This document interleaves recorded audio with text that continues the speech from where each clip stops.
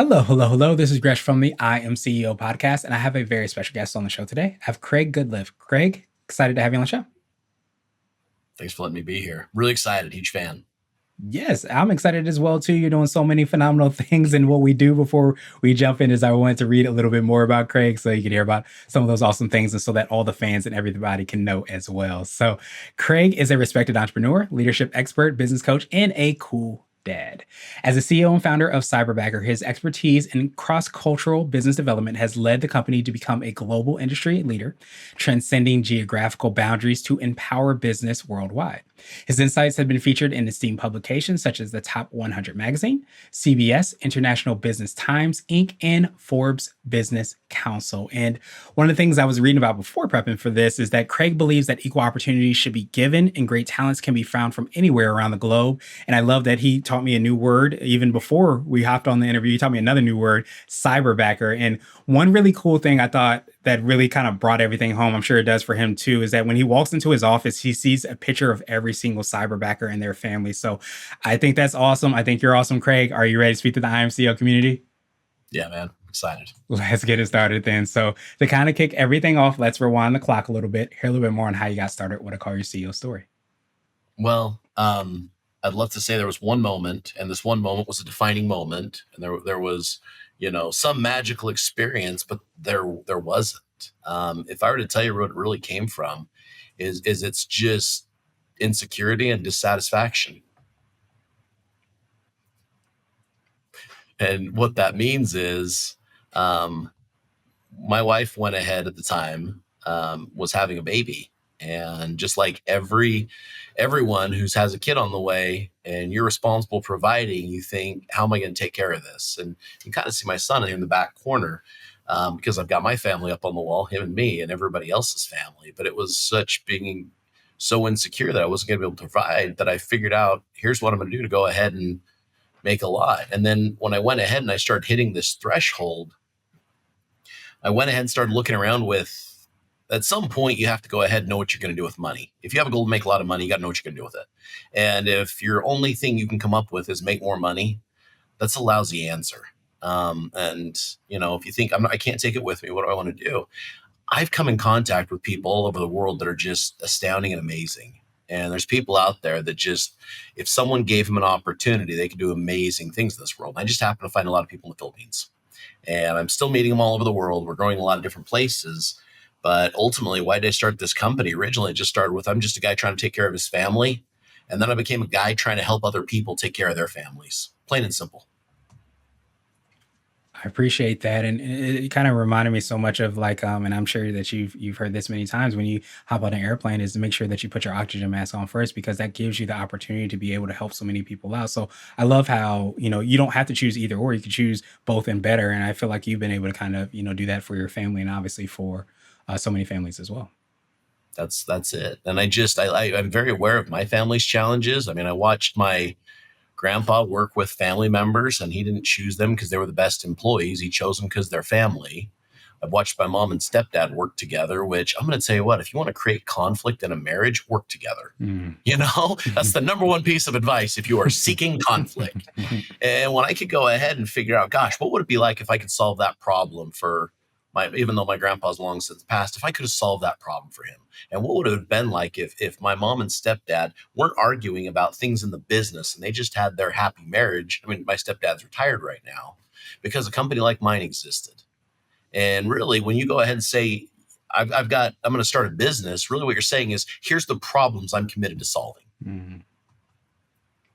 Yeah, that's so powerful. And I feel like that gets to the essence of business. I think so many times we can forget about that. We can get caught in the widgets and the things and the cool, awesome innovations that are happening. But we forget about, I think, at the heart of it, as the CEO, entrepreneur, business owner, but also the core of the business is all around that problem solving piece. Oh, absolutely. Well, it's because when you look at problem solving, that tells you what your business needs. That tells you what your clients' businesses need, what problem they solving. And if you don't know what problem you're solving, then there's a chance that your business isn't solving anyone's problem. And if it's not solving someone's problem, or enough people don't have that problem, you're not going to have the results you want. Yeah.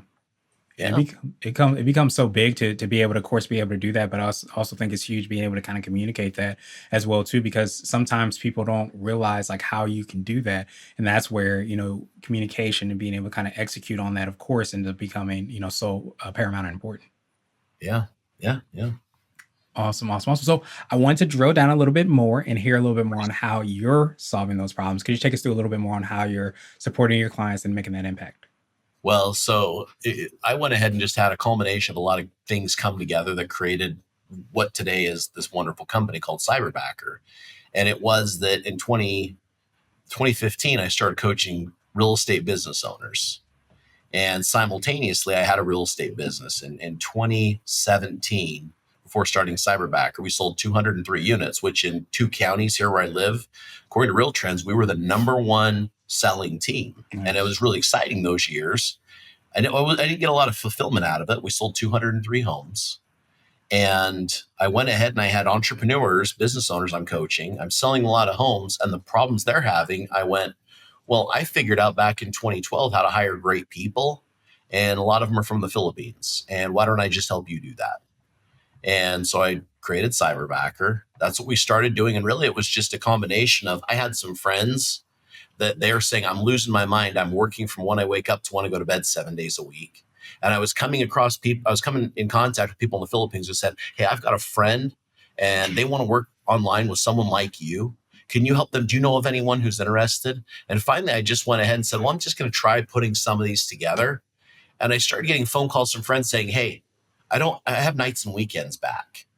And I started getting messages from people in the Philippines saying, I can consistently feed my family. Mhm. And what that did to me emotionally was far greater than any amount of money you could make. And it just kind of poured enough gasoline into me that I said, hey, what could I build? Like, and what problems do I really want to solve in the world? And looking at where there were problems in the whole working online phase, one, finding someone who is fantastic is not easy. You have to go through we have 15,000 interview or applicants per week. We'll do 5,000 interviews per week. We'll hire less than 100. Mm. And then the second thing is making sure that when you're hiring someone that's not in office, that they're constantly undergoing training and getting better and to constantly being developed. And the next thing is you need help with retention.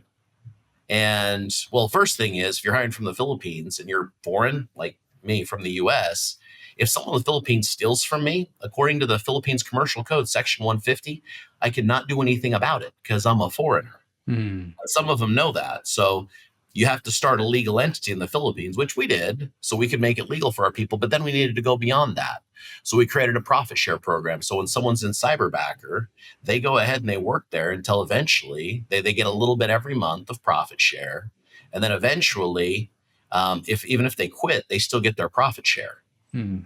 So I created a profit share program, which is a retention strategy. And then I created Cyber Capital. So we loan them money to buy houses, we loan them money to buy cars, and we profit share the interest.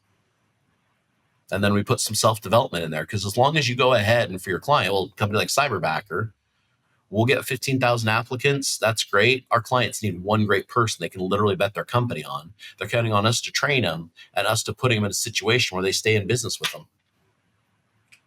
Yeah, So I love it, and especially because I almost feel like you're rewriting or recreating, or maybe not even creating, maybe bringing more awareness to a new reality for a lot of people. Like you mentioned, the people that were your friends, people that you worked with, especially when you got started, you being able to kind of make those connections for people to help them to do the things that they want to do. But again, on the flip side, being able to kind of help those families be able to provide, that impact within their community, within their households, and within their families, and so on and so forth. It creates that new reality. And when you ask that question about what problem do I really want to solve, sometimes we forget that we can ask that question and start to put execution and steps around that to create, whether it's a business, an entity, or new pivot that we're doing within whatever it is. We can ask that question and we can start to do the things that move that forward. yeah, no, absolutely 1000%. And the more you're diagnosing problems, the more you're going to know what your customers want, your clients want, your employees want, everybody wants. And so the best thing you can do all day as a leader is just sit there and diagnose problems. And sometimes the problems are you. There's Hmm. things you have to do different or things you have to do better. And sometimes it's the person you hired. They have to do something better. And you've got to learn to just be like, okay, we're human, so I can't expect too much of myself and I can't expect too much of other people, but I can expect a reasonable amount, you know? And it's being able to set reasonable expectations and maintain those.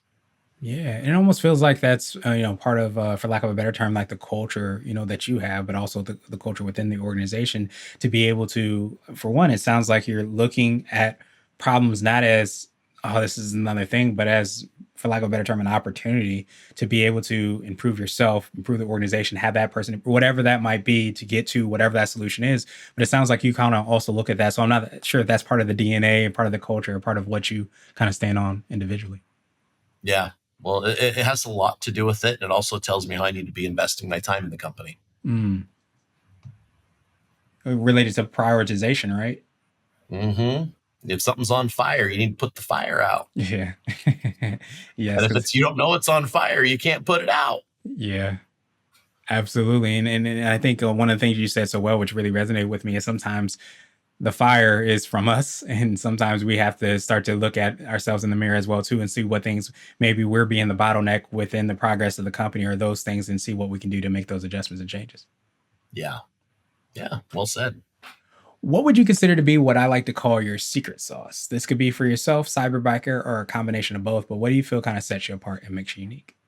One of the things that I think makes me very, very unique is the time that I spend old school pen and paper. Mm. And sometimes one of my favorite quotes is, when in doubt, write it out.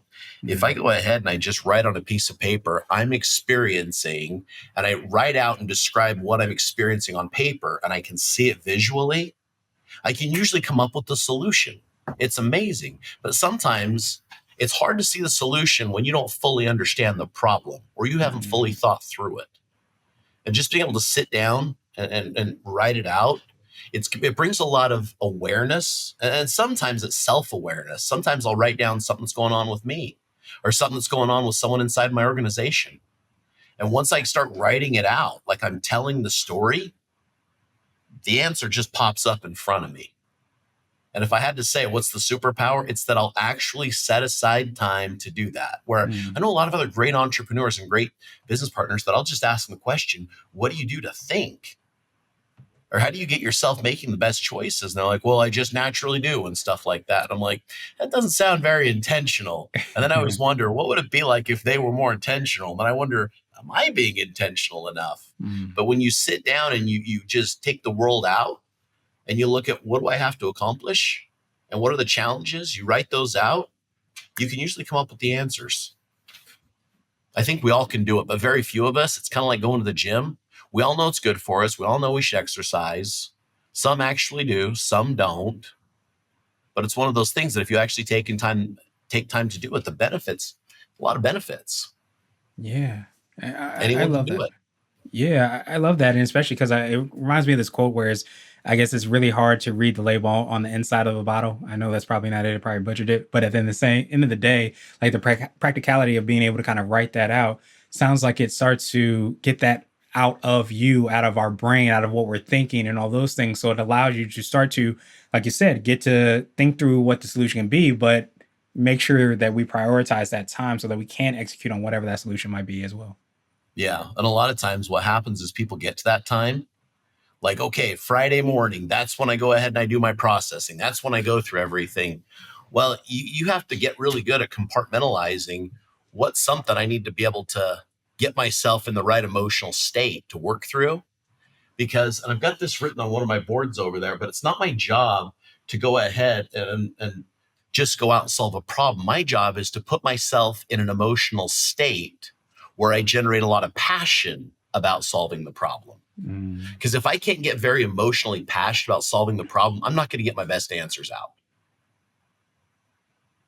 Yeah, and it kind of reminds me of like a lot of things that I say is where we forget about the human part of business and the human part of life, and getting in that emotional state. It starts to, I feel like it taps into so many emotions, the sympathy, the empathy, just all of those things. But I think when you're able to kind of tap into that, has you not just check off a box to solve the problem. It sounds like it has you really pour yourself into that solution, which I think taps into so many different things from a humanistic standpoint that sometimes we can kind of gloss over when we're just saying, okay, this is a problem, check, I got that done, and move on to the next thing.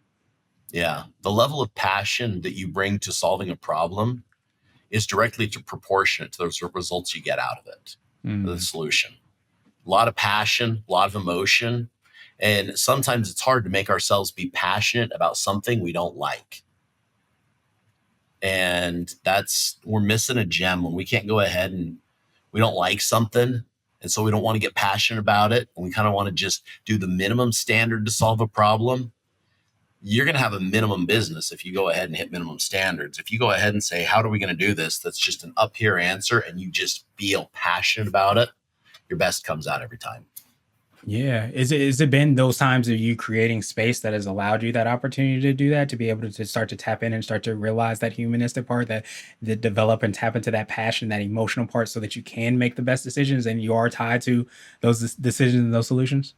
Yeah, well, because I'll go ahead and just occasionally write, I might need to solve this problem. I might need to solve this problem. If it's pretty urgent and it just burns within me, I'm going to get right on it. Mm. But some of those things that it's like, well, this is a problem. It's not a big problem. And if you make it a big problem, like let's just say your customer service is lacking. Mm. And you're like, okay, well, here's what I'm going to do with customer service. And you got a small answer minimum, which is basically CC me on all client emails. Well, that's not very passionate. But if you go Mm. ahead and you just have a lot of passion because maybe you had a bad customer service experience, then you're like, hey, listen, here's the expectations. This is how we treat people. This is how we talk to people. And you're very proactive and passionate about that. You're going to get, a different level of response from your team. Yeah, absolutely. And people they can smell that, they can feel that, they can taste that, they can do all the things when you start to see what that is. And I appreciate you giving that tangible example, because it starts to make it real. And sometimes how we can approach, those solutions to problems, or how we approach the emotional state that we're in before we make those solutions to Yeah. problems. So I wanted to switch gears a little bit, and I want to ask you for what I call a CEO hack. And you might have already touched on this, but it could be like an app, a book, or even a habit that you have. But what's something that makes you more effective and efficient? It's who I surround myself with more than anything. My friends and my relationships. I've got friends that downright intimidate and scare me with what big thinkers they are. Mm. Like they're good. And getting really good at inserting yourself in someone's life who is just like you admire them and you find a way to make them appear. And that's something that I've got a great friend, and he's older. He's in his 80s. I first met him back in 2005. He was speaking at this convention I was at, and I'm like, I want to work with that guy. He's amazing. And I figured out how to get myself in his world, and now one of my closest friends. And it's happened with a few people. He's just the one that was first. I went, wow, I want to learn from that guy. You know, so you go out there and you basically you pick your prophets. You pick the person that you're like, that person can teach me a lot. Not only do I want to learn from them, I want to be their friend. I want to be someone that I can call them. I'm going to add value to their lives. I got a lot of people that they add value to mine, and they're constantly like, but it's, you've got to go ahead and find people, friends that are pushing you to be better and think bigger. Yeah. If you're not reaching out to someone frequently it's a little uncomfortable for you, then you're not growing as much as you could. Mhm. I love that. And it's so funny you said that word, even being intimidated by, the people that might be around you. Because it kind of brought up, something that stuck with me, what you said earlier about it brought up the ego. Because I think so many times when we want to create something, we think that we can create something bigger, badder, and better. But it could be your downfall if we tap into that ego and say, okay, well, I'm doing the things that are bigger, better, and better. I don't need anybody else. But it feels like, that balance beam of being able to kind of have that opportunity to be around people that are doing stuff even bigger and badder, and be comfortable in terms of being around that, because you know that that's going to help you level up and then help out your organization, the initiative, all the things that you're doing related to that as well. Yeah. When I talked to my friend who's in his 80s, and I said, I'm going to write $1 billion business plan. After I do that, would you mind taking a look at it? And he kind of just is like, yeah, right. Sure you are. Yeah. Mhm. Okay. I'll take a look at it, like humoring me. And then it's like, okay, that's a good plan, you Mhm. know? So Yeah, any, absolutely. I love it. And so, what would you consider to be a little bit more of what I call a CEO nugget? A little bit more word of wisdom or piece of advice. I like to say it might be something you would tell your favorite client, or if you have to do a time machine, you might tell your younger business self. that you need to find the the best way to put a lot of pressure on yourself to perform. And it's kind of like if you had to, you've got things that you can be patient about, and you got things that are wants and things that are needs.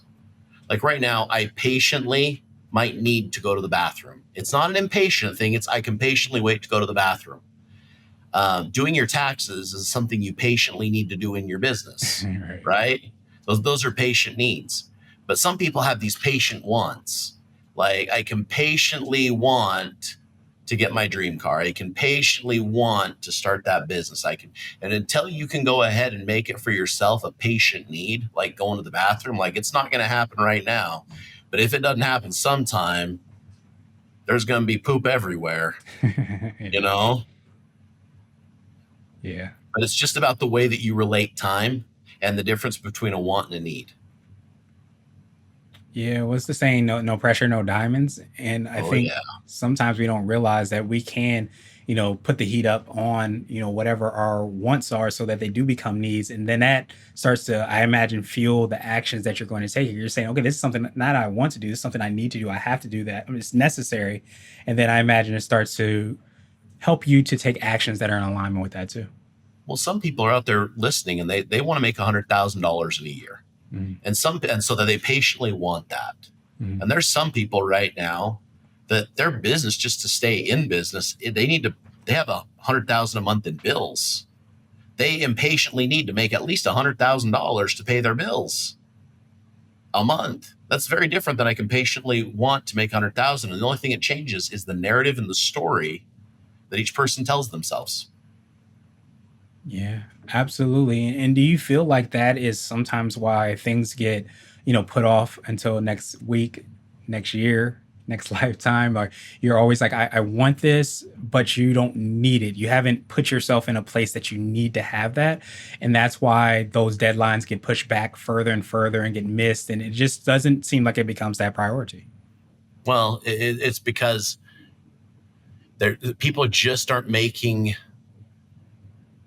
it's not important enough, and they're being too patient. We Mm, act like we've got all the time in the world. In fact, I'm going to give you another one of my little hacks. okay. If I go ahead and I look on my home screen on my phone, I got a widget on there, and it tells me that I picked a date 5 years in the future, and I've got 653 days left, and I've got to take a year off work.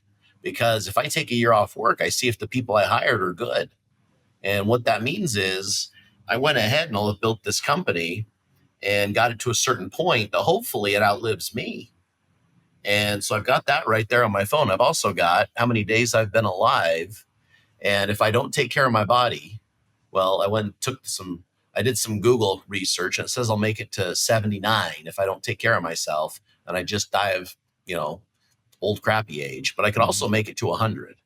And the difference is having 13,221 days left to live versus if I live to 100, that's 20,891 days. And so I've Mhm. got on my phone just here's how many days you probably have left. And what do you want to make happen in that time frame? Because the people who they think they're going to live forever, I got some bad news. And people who work like they've got all the time in the world, bad news for you. And I know there's people like, well, you never know when you're going to go. That's right, you don't. But you can kind of get some probability based on the choices you're making and the way you live your life. As long as something doesn't, like a bus doesn't hit you, or you don't get some medical thing all of a sudden, which those could happen, but you might want to plan for the thing that gets a lot of people, which is old age. Yeah, and I think So, that brings it very, it gives you a constant look at those things because I think people, mhm. the seven habits of highly effective people, one of them is begin with the end in mind.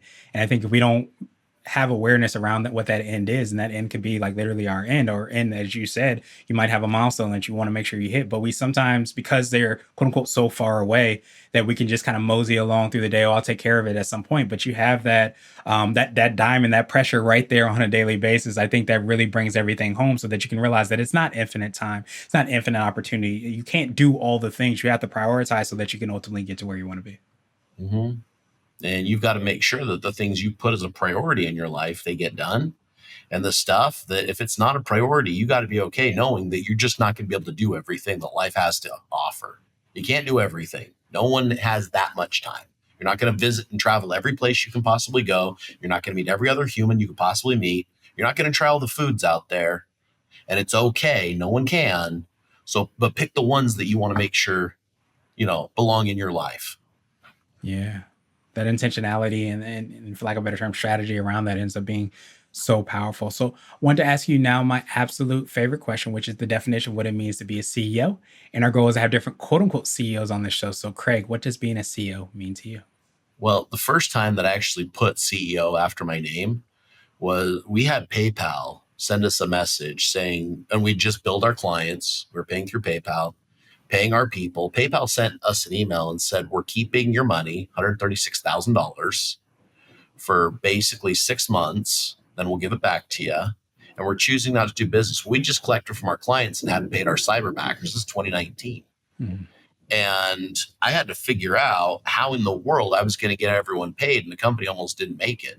Mhm. And so I just thought, okay, well, this is what I'm going to do. I'm going to be honest with everybody. I'm going to tell them the situation. I'm going to give them my word that I will solve this problem and business will resume as normal. And it's not their problem. It's my problem. And I'll get it taken care of, which I did. But when I typed that with that email, that was the first time I put CEO. And what it meant to me is I take responsibility that every problem in this company I own and I will solve, and you can count on me.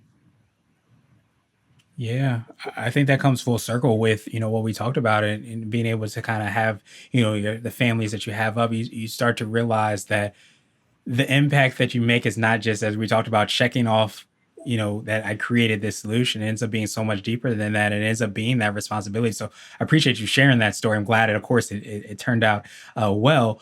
But I think so many times we forget that the things that you're signing up for are not just the sunshine and rainbow moments. Sometimes it's the deep, dark things that don't go the way we want according to plan. And it's still your responsibility to kind of step up, not just for yourself, but for so many other people. Well, unfortunately, persistence is developed by doing hard things over and over and over again. And if you want to be a great leader, persistence isn't optional. Mm-hmm. And you're probably going to have more bad days than good, and it's okay. You just have to be really good at spinning it and finding the good sides of the bad thing that just happened. And you just have to develop this, optimistic perspective that you can handle anything that's thrown at you. And the worst thing in the world that comes at you, you can go ahead, digest it, write it out on paper, and then come back with a new perspective that, wow, what just happened was the greatest thing ever for us. And let me tell you why. Yeah. Absolutely. And I think one of the things that really stuck out to me as well too, sometimes is just being able to kind of be honest with the people as well too. And I think that starts to build that persistence, that builds that relationship, that connection so that people do and can back, you or anybody else when those hard times do come. Absolutely. Awesome, awesome, awesome. Well, Craig, truly appreciate that definition. Of course, I appreciate your time even more. So, what I want to do now is pass you the mic, so to speak, just to see if there's anything additional that you can let our readers and listeners know. And of course, how best people can get a hold of you, find about all the awesome things you and your team are working on. I appreciate that. And I love that. So if I had to give some advice for the community, and I love this because you do this, biggest thing you can do is keep giving back. Keep helping other entrepreneurs grow. Keep helping other entrepreneurs think big, challenge them. And I've got a bunch of friends and people that want to be entrepreneurs that I connect with and I talk to because I want to help them be better. I want to see them grow. And what happens is when you're helping someone else get better, you can't help but become better yourself. And Gresh, you do that, man. And because you do that, like people overlook that right there, that's the number one superpower that if we all did as entrepreneurs, is we just kind of said we're going to help each other get better. And the competition we have, the only competition we have is the choice of the consumer of, who did a better job in marketing. And it's no different than a, professional sports team that, what, they won the Super Bowl, but we're training harder and we plan on winning it next year. Mhm. And at the same time, look, I'm going to go ahead and care about them, the people on their team, stuff like that. I'm going to wish them the best, and I'm going to even help them get better because that's going to make me better. And that's the kind of thing that when you're an entrepreneur and you're part of this community and other communities that just genuinely comes from abundance, good things happen.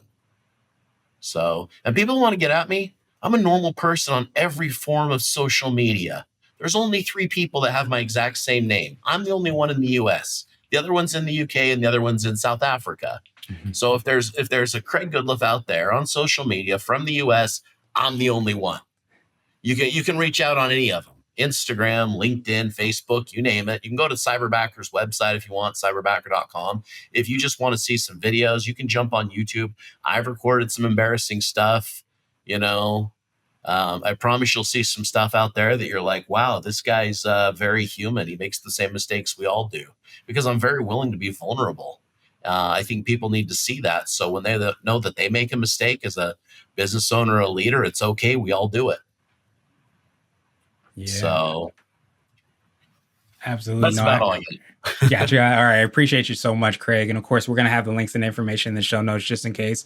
So you won't get to the UK or South Africa or anything like that. You make sure you find the US, Craig Goodliffe. And I truly appreciate you for doing all the things that you do. I think so many times we forget that as we're going through creating our products and services, widgets, all the things that we do, that we can give back and we should give back, just because I think that makes the world a better place. And we don't have to worry about competition. We have that abundant mentality. We realize that nobody can run the race like you run.